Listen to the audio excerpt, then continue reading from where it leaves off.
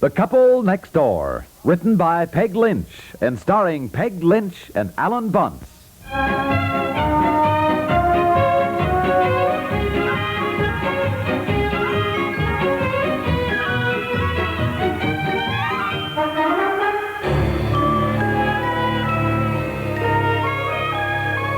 Well, what are you doing? Nothing, absolutely nothing. Just enjoying the sunshine. Isn't it wonderful? You're going to be terribly burned. No. Anyhow, I don't really tan unless I get something of a burn first. Well, honey, you say that every year. And then you go through agonies and you peel and vow you'll never do it again. Well, I can't waste all this sun. No, I suppose. You better get in some shade, though. I don't think it's good for you to sit in that hot sun. No, I'm not, dear. I just finished lunch dishes. You notice I didn't have any help. Oh, where are they? Oh, they've disappeared, as they seem to do when it's time to do dishes. Oh, is that so? Betsy! There's no sense calling them, dear. The dishes are done. Well, we better know where they are, anyhow. Yes. Eleanor was so worried about letting Mary Lou come out here. Oh, there they are. They're in the woods. Betsy! Come here, dear. Now, you be careful. Stay away from that poison ivy. Hey, look, kids, come over here and play on the beach. Come on. Boy, that's all we need. Take Mary Lou home with a nice case of poison ivy. Yes. Honestly, you worry more about other people's children when you take care of them than you do your own. Yeah. Well, and where were you two when it was time to wipe dishes, huh? Gee, I didn't know you were doing dishes, Mommy. No, you didn't. No, we didn't, really. Oh, yes, Now, look here. When you begged and begged to let Mary Lou come out here with you this weekend, you both promised to help Mommy with the dishes, Betsy, so she wouldn't have all that extra work. I'm sorry, Daddy. No. We'll do all the dinner dishes tonight. Oh, you will. All right, fine. May we go in swimming now? No, it isn't an hour yet since you had lunch, Mary Lou. Another 25 minutes, dear. Gee, Daddy, you're getting awfully red. Yes, you can even see it in the sun, dear. You're quite burned. Don't you think you really are overdoing it? You've been out here all morning. No. I'll be okay. Well, I don't sit up. Let me rub some more suntan oil on these shoulders. Okay. Good to me. What's out in the boat, Daddy? He's waving at us. Huh? Someone on the boat waving at you, dear, right over there. Where? Oh, where? Oh, looks like Mr. Kramer. That's his boat. Oh, yeah, so it is. Hi! Want to see you. What'd he say? I don't know. He said he wanted to see you. Want to see me? What would Gil Kramer want with me? Well, we'll soon know. He's pulling up to the dock.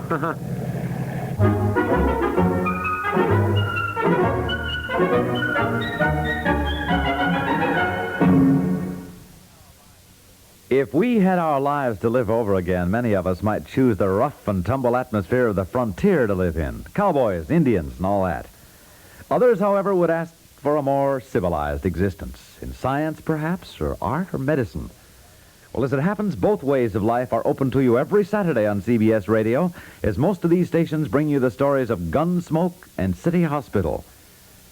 That's like having your cake and eating it, too, isn't it? For without sacrificing any of the adventure of your own lifetime, you can enjoy the excitement our pioneers knew and share in the warm human experiences that bring the physician his deepest rewards. Now, don't wait for that proverbial chance to live your life over again. Join us on CBS Radio every Saturday instead. Here you'll enjoy rousing Western adventure on Gunsmoke and an emotion-charged story on City Hospital. Now, they couldn't be more different from the lives that most of us lead, and they couldn't be more entertaining either.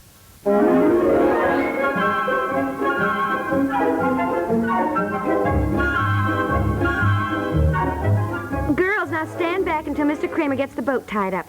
Stay out of his way now. Oh, they're all right. Boy, that's a beautiful boat you got there, Gil. Can we have a ride in it? Oh, yes. Could we? Oh, Betsy, Mary Lou, girl. Oh, that's all right. I might have time to take you out for a spin. Depends on what kind of luck I have with your daddy, Betsy. Oh, what do you mean?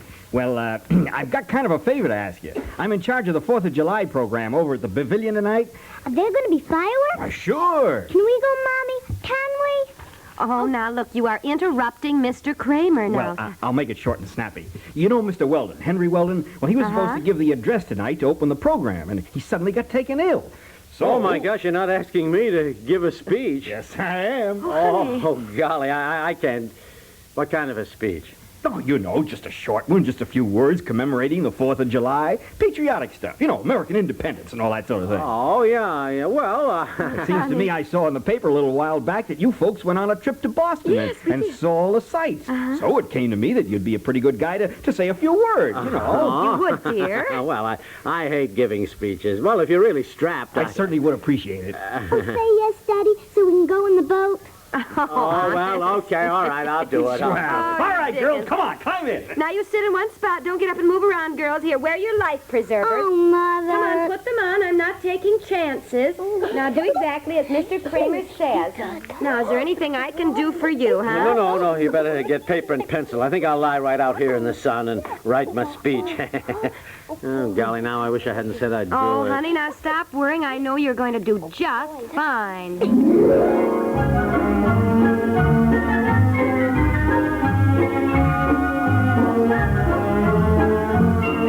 What is it? What's the matter? Look, I am sorry, but I just cannot think with those girls making so much noise. Betsy, Mary Lou, now stop it. Now just go play somewhere else. Daddy is writing a speech, Betsy. Where'll we go? Well, go put your swimming suits on. You can go in the lake. I'll watch you. My daddy never writes out his speeches. He just gets up and gives them. And he gives lots of speeches. Yeah, well... Go get your swimming suit on, Mary Lou. There's some dry ones on the line. My daddy always says we should learn to think on our feet. Oh, he does? Betsy, go take Mary Lou and get your swimsuits on now. Yeah. It's too bad my daddy isn't here. He could help you. Either you girls get your swimming suits on right now, or I'm not going to help you. Go on. Come on, Mary Lou, come on. Okay. Betsy, can your daddy play a saxophone? I don't know. I don't think so. My daddy can. Go on now, girls. I can't stand that kid. Honey, I can't. I don't know what it is. I know you're supposed to love all children, whether they're yours or not. But I just cannot cotton to that Mary Lou. My daddy this, my daddy that, Honey, my now, that's daddy only my... natural. She tells me her mother does things differently than I do. Yeah. I'm sure Betsy does the same thing when she goes places, too. I know she brags about you. Yeah? She does? How do you know? Well, I just... I mean, what'd she say? Well, I don't know, dear. Somebody told me. You know, she Yeah? Well, what? I mean, kind of bragged about me, huh? Well, she talked about you, Yeah. whatever she said. What'd you say? Well, I don't remember. Oh, yes. Huh? Betsy told a room full of people that her daddy had a double-jointed thumb. Oh, for Pete's sake. Come on. How you doing this speech? Well, actually, I'm going along all right, but I want to get a real snappy ending, you know. Yeah, you going to read it to me?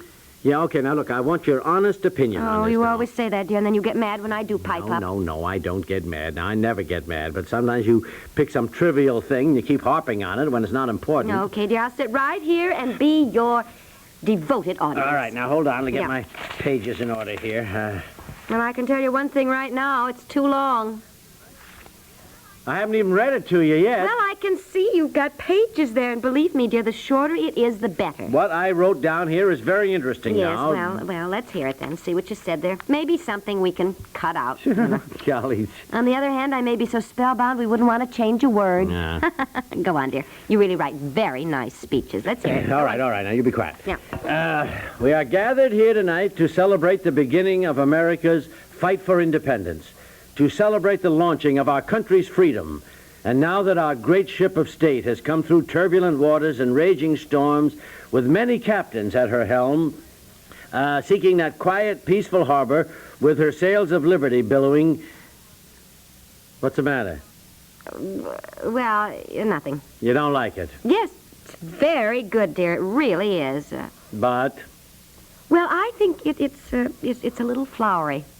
Flowery? Yes, I do, dear. Flowery? Yes, I think it's a little flowery. Well, you mean, I thought that was a darn good opening, comparing our country to a great ship of state with the captains and the sails of liberty? Yes, Well, go on and finish it, and then we'll go over the Honestly, whole thing. sometimes, Go all on, right. finish it. Some weeks ago, on a trip to Boston, I stood on Bunker Hill, looking at the Bunker Hill Monument, the very spot where blood was shed for You the weren't freedom... standing on Bunker Hill, dear.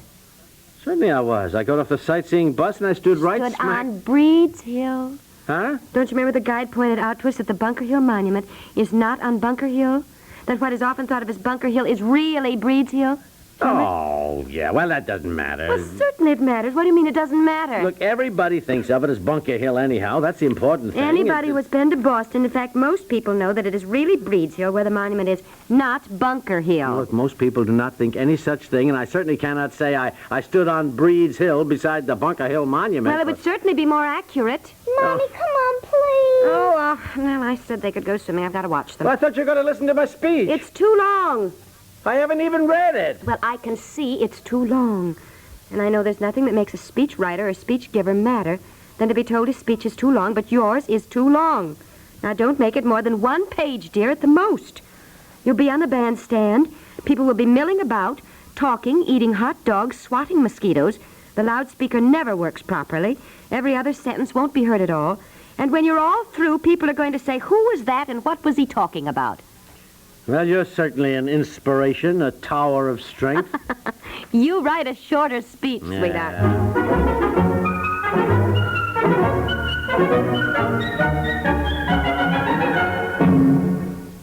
We'll return to the couple next door in just a moment.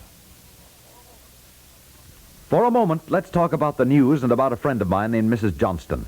At the moment, the big news in Mrs. Johnston's life is the birth of a granddaughter. Well, last night she flew 1,000 miles to make the young lady's acquaintance. But Mrs. Johnston isn't completely self-centered. She knows that in the world around her, there is other news which affects her life and may touch her new granddaughter's life, too. Every day, Mrs. Johnston has depended on her local CBS radio station for her news of the world and of the nation. Now that she's 1,000 miles from home, she can still depend as thoroughly and as completely on the CBS radio station in her granddaughter's hometown.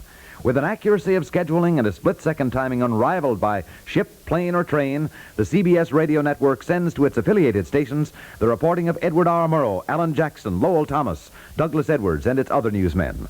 Wherever they go, 100, 1,000, or 3,000 miles across America, the Mrs. Johnstons and Mr. Johnstons can get their favorite news programs because CBS Radio is a network.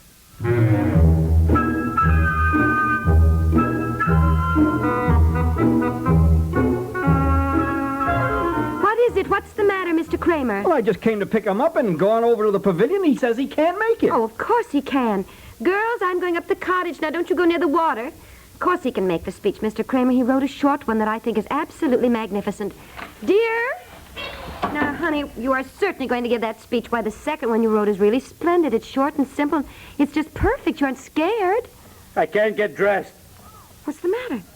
Oh, honey, look at that sunburn. Don't touch me. Don't. Somebody's got to give the address of welcome. Oh, we go through this every year. You always overdo it, Never dear. again, I tell you. Never Now, again. come on now. You promised Mr. Kramer you'd give the speech, and you wrote a wonderful one. You also promised the girls you'd take them with you to see the fireworks. Now, come on, help me get him into his shirt, Mr. Kramer, will you? Here, put your arm out. All right, Now now- slide the sleeve on real easy. Now, All right, come on, now, come on, careful. Take it easy now, will you, all right. please? Oh, you do this every year, dear. Why? I don't know why. I always think I'm going to get a good suntan in one day. Careful, please. Oh, my poor daddy. Yeah, sure. My daddy never burns. He just gets the most wonderful tan. Girls, go wait in the car. Go on, Mary Lou and Betsy. Go on out now. I don't know why it is. People never learn, do they? No, we go through this every year. Now, get his shoes on, will you? Oh, Let easy, me help you, please. dear. Oh, Come watch on, that dear, darling. sunburn. Come on, dear.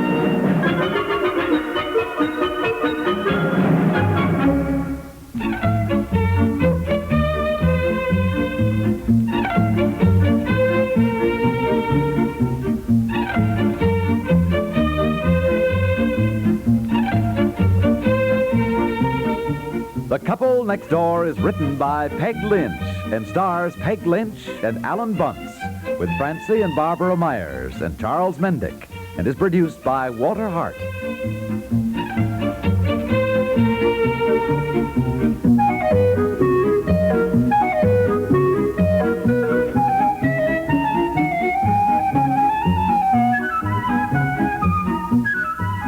This is Stuart Metz, inviting you to listen again Monday for The Couple Next Door.